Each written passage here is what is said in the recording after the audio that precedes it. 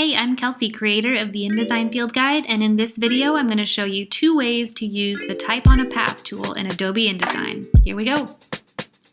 First up, I'll draw a wavy line using the pen tool. So I'll select the pen tool over here, shortcut is the letter P. I'm going to click once to create my first anchor point, and then I'm going to come over across here and I'm going to hold the Shift key and I'm going to click and drag to create my second anchor point that makes this nice even curve. Then I'll let go of my mouse and I'll come over here and click a third time, again holding Shift to complete that nice perfect wave.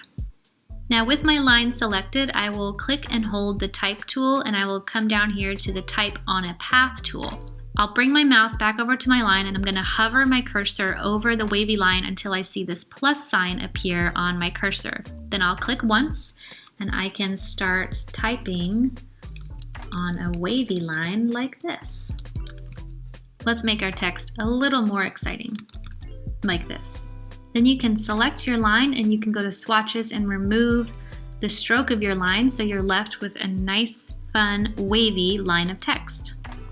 And the second way you can use this is you can do the same thing with the shape tool and have your text follow the outline of a shape rather than a line. So we're going to use the ellipsis tool and I'm going to click and drag to kind of make an oval shape like this. I'm going to copy my text from my wavy line just to save some time on formatting. I'm going to select my circle or my oval, whatever shape you're using, and again I'm going to go back, click and hold on the Type tool until I can select Type on a Path tool. I'm going to come back over and hover until I see the plus sign and click once, and then I can paste my text, but this time we're not on a wavy line. We're on a shape like this. So the difference here with your shape is that you can use this line here at the end. There's kind of a little blue crosshair here and up here, and this will let you kind of move your text around the shape to get it to where you want. You can also click and drag to the inside of your shape, and this will flip your text around to align it with the inside edge of the shape rather than the outside edge. You can pull it around to center it or however you want, like this. And lastly, you can select your object, turn off your stroke line, and you're left with a nice smiley face of text like that.